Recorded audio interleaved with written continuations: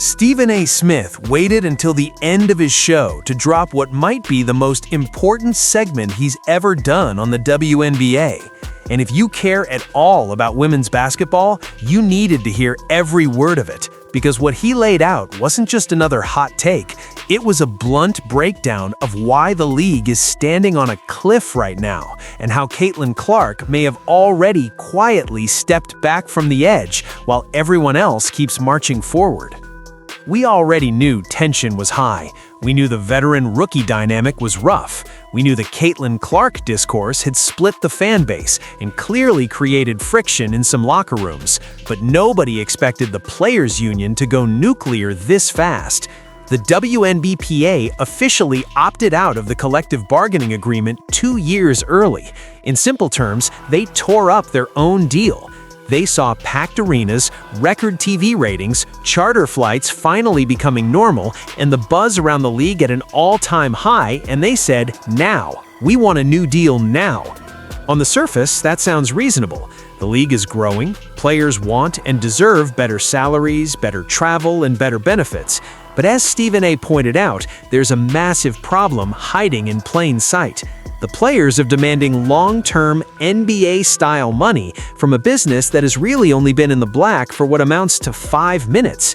And they're doing it while publicly fighting with, side-eyeing, and physically targeting the very player who caused that financial jump. They are essentially betting that the Caitlin Clark effect will keep cash pouring in no matter how she's treated, no matter how toxic the environment feels, and no matter how unstable the labor situation becomes. That's the gamble, and if they miscalculated, the entire league could pay for it.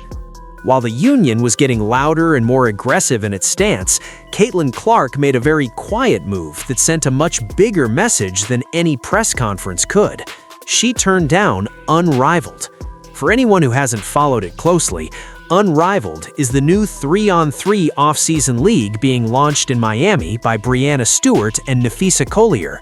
It's built as a high-end alternative to going overseas in the winter, with US-based games, better money, and a fresh format. Reports suggested they were ready to roll out a massive offer to Caitlin, 7 figures for just a few weeks of play, plus equity in the league and top billing status. In other words, real money, real ownership, and a chance to attach her name to a brand new product. Historically, most WNBA players would jump at that. They've had to chase checks overseas, risk injuries, and grind year-round just to stack enough income. But Collier said no. Stephen A. framed that as a kind of soft resignation from all the noise. She didn't hold a press conference denouncing anybody. She didn't send out a long statement about being disrespected. She just declined to put her name, her time, and her body into a league founded by some of the same veteran stars who, fairly or unfairly, have been viewed as part of the cold shoulder energy around her all year. Instead, she chose rest, recovery, golf, time with family and friends, time away from the WNBA ecosystem and all its drama. In essence, she said, I don't need this, you needed me. That's where Stephen A. really locked in. He called it the ultimate fumble of the bag. On one hand, you have a players' association loudly pushing for revenue sharing for a significant cut of what they're calling Caitlin Clark money. On the other hand, you have the same ecosystem either standing by or participating while she's been hip-checked, shaded on podcasts, left off the Olympic team, and turned into a lightning rod. You cannot, as Stephen A. put it, demand a share of the golden eggs while you're busy trying to cook the goose. The numbers tell the story. Most WNBA players absolutely need a stronger CBA. They deserve it. They need higher minimums, more financial security, better pensions. But Caitlin Clark is not most players. Her reported Nike deal is pushing towards $30 million. Add in Gatorade, State Farm, Wilson, and other sponsors, and her WNBA paycheck is a rounding error. It's pocket change. It's less than 1% of what she'll make in a year. Stephen A. emphasized that harsh reality. In a labor war, the player with real leverage is the one who can afford to walk away. That's Caitlin Clark. If a lockout hits and the checks stop coming, most players will feel it immediately. Clark will still have major corporate partners paying her to show up in commercials, attend events, or just exist as a brand. She can work on her game, work on her golf swing, and build her platform without suiting up once. That's why he called what the union is doing a crash out. They're acting like they hold all the cards, when the only person who can truly play hardball with the owners is the rookie they've spent a year trying to welcome with elbows, not open arms. And it's not just the players being criticized. Stephen A. took aim at WNBA leadership too, echoing what a lot of people around the sport have been thinking for months. The league has not handled this transition well. Instead of circling the wagons around their biggest draw, they allowed a hostile culture to fester. They watched clip after clip of off-ball hits on Clark go viral. They watched the Olympic snub turn into a national storyline. They watched the discourse around her fan base swing from excitement to outright hostility, and they did very little to get in front of it. In any other industry, if you had one employee responsible for a massive percentage of your new revenue, you'd protect that person. You'd build infrastructure around them. You'd make sure internal jealousy didn't poison the well. The perception, fairly or not, is that the WNBA didn't do that.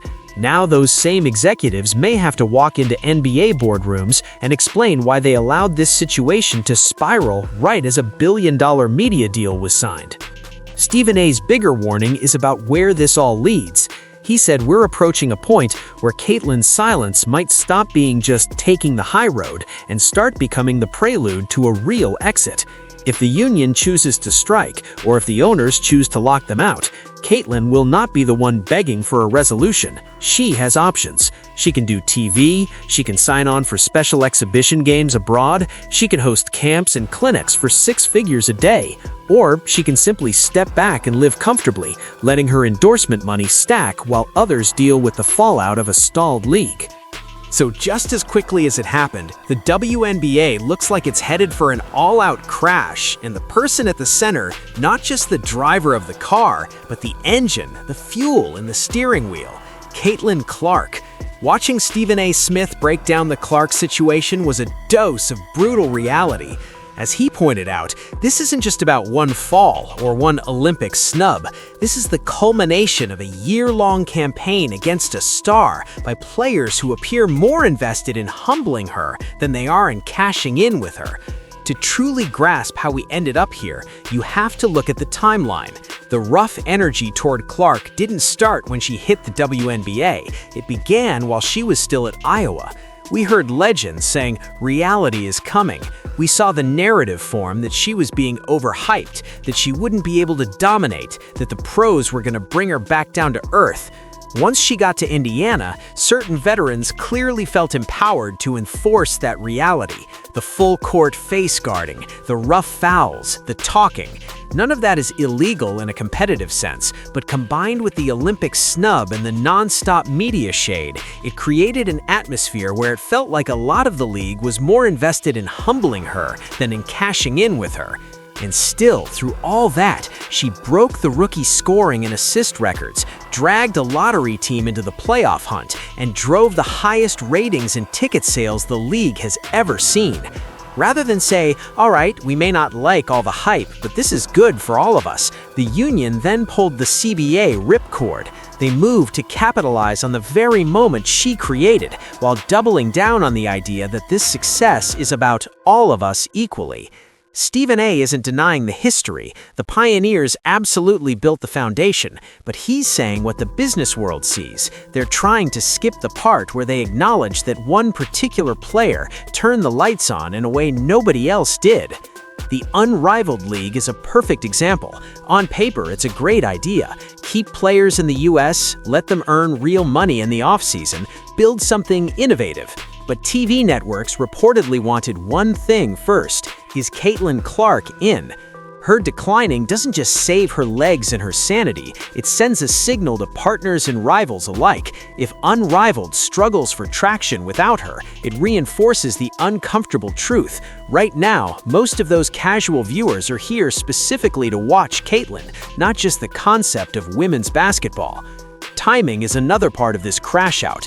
The union opted out now because they believe this is peak leverage. The fear is that if they wait, the buzz cools off and owners won't feel as much pressure. That logic makes sense in a vacuum, but by threatening instability, potential strikes, delayed seasons, ugly public negotiations, they're also risking that the fragile new audience simply turns away. The casual fan who just discovered the WNBA through Caitlin Clark isn't conditioned to ride out labor battles and PR wars. They'll just change the channel. If the 2026 season is delayed or canceled over a money fight, some of those fans are not coming back. Stephen A. also touched on a sensitive but real aspect of the coverage: race and marketing. He's been vocal about how differently the media has framed Clark compared to stars like Asia Wilson. He acknowledges race is a factor in how athletes are sold to the public, but his bottom line is harsh. In business, you emphasize what sells. In the 1980s, the NBA pushed Magic Johnson and Larry Bird because they were ratings machines. They didn't worry about whether it was fair to every other player on every roster. He argues that WNBA is in its own Magic and Bird moment with Caitlin and some of the league's other top names, but instead of rallying around that, too many players are demanding equal shine regardless of who is filling arenas. That's not how major leagues are built. Then there's the mental side. By the end of the season, you could see the toll this all took on Caitlin. Constantly dissected, lip-read in every timeout, scrutinized for every gesture toward teammates, hammered online by rival fan bases. It adds up. Stephen A. suggested that her decision to step back this offseason is as much about protecting her peace as it is about protecting her body. She's in Iowa, golfing, recharging with her circle, away from the daily swirl of WNBA politics and narratives, and that's where the league should be very nervous. If she realizes she's happier without the WNBA's current environment than she is in it, the threat of her walking away at some point stops being an abstract talking point and becomes a live possibility. The golden goose analogy that keeps coming up fits the moment. The players' union is essentially the farmer. They have a goose laying golden eggs. Instead of keeping it fed and comfortable, they're complaining that it's getting too much attention, pecking it, and now talking about blowing up the entire farm to force the landowners into a better deal. If the goose decides to fly off, there are no more golden eggs. Networks like ESPN, ABC, and ION didn't hand over billions just because of vague WNBA potential. Those projections were built heavily around Caitlin Clark's trajectory and the audience she brings. If she quits, if the league locks out, or if the public sours on the constant drama, those networks can and will protect themselves, pulling back money or invoking clauses. That's 50% of zero in any revenue sharing model. Behind the scenes, agents see all of this too. Many of them know exactly how much their clients have already benefited from Clark's arrival. Charter flights, increased visibility, new endorsement deals for players who were never getting that level of attention before. A lot of that is tied directly to the surge she created. Yet gratitude has been in short supply. The vibe in many cases has been, it's about time, instead of, let's maximize what we've been given. Veterans are understandably frustrated that they had to grind for years without these perks, but progress always works that way. The first wave suffers the most. The next wave gets to enjoy the gains. Getting mad at history won't change that. Taking it out on a 22-year-old won't either. So, what happens next? The clock is now ticking toward a new CBA. Every big game next season is going to be framed through that lens. Owners will quietly remind everyone of the risks. Media will keep bringing up the fact that the public overwhelmingly tunes in for Caitlin and increasingly for players like her who embrace the spotlight rather than resent it. If things get ugly and games are missed, Stephen A. believes public opinion will turn fast and not in favor of the union.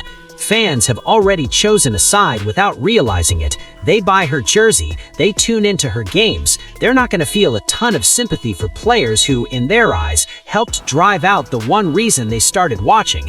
And Caitlin Clark has made it crystal clear without saying a word. She can step away from it all and still be fine. Overseas clubs would line up with blank checks to bring her over for exhibitions. A Caitlin Clark World Tour could sell out arenas in Europe and Asia. Media companies would build shows around her. She is no longer just a WNBA star. She's a global basketball brand. That's the reality Stephen A. Smith laid bare. The players' union is essentially the farmer. They have a goose laying golden eggs. Instead of keeping it fed and comfortable, they're complaining that it's getting too much attention, pecking it, and now talking about blowing up the entire farm to force the landowners into a better deal. If the goose decides to fly off, there are no more golden eggs. Networks like ESPN, ABC, and ION didn't hand over billions just because of vague WNBA potential. Those projections were built heavily around Caitlin Clark's trajectory and the audience she brings. If she quits, if the league locks out, or if the public sours on the constant drama, those networks can and will protect themselves, pulling back money or invoking clauses. That's 50% of zero in any revenue-sharing model. Behind the scenes, agents see all of this too. Many of them know exactly how much their clients have already benefited from Clark's arrival.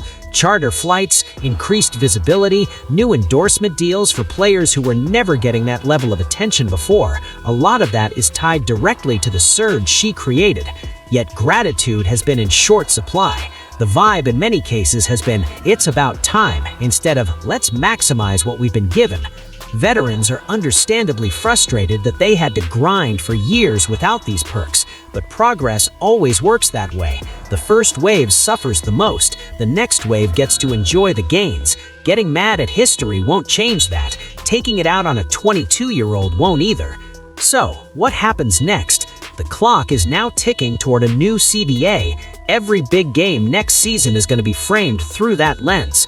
Owners will quietly remind everyone of the risks. Media will keep bringing up the fact that the public overwhelmingly tunes in for Caitlin and increasingly for players like her who embrace the spotlight rather than resent it. If things get ugly and games are missed, Stephen A. believes public opinion will turn fast and not in favor of the union. Fans have already chosen a side without realizing it. They buy her jersey, they tune into her games. They're not going to feel a ton of sympathy for players who, in their eyes, helped drive out the one reason they started watching. And Caitlin Clark has made it crystal clear without saying a word. She can step away from it all and still be fine. Overseas clubs would line up with blank checks to bring her over for exhibitions. A Caitlin Clark World Tour could sell out arenas in Europe and Asia. Media companies would build shows around her. She is no longer just a WNBA star. She's a global basketball brand. That's the reality Stephen A. Smith laid bare. The players' union is essentially the farmer. They have a goose laying golden eggs. Instead of keeping it fed and comfortable, they're complaining that it's getting too much attention, pecking it, and now talking about blowing up the entire farm to force the landowners into a better deal. If the goose decides to fly off, there are no more golden eggs. Networks like ESPN, ABC, and ION didn't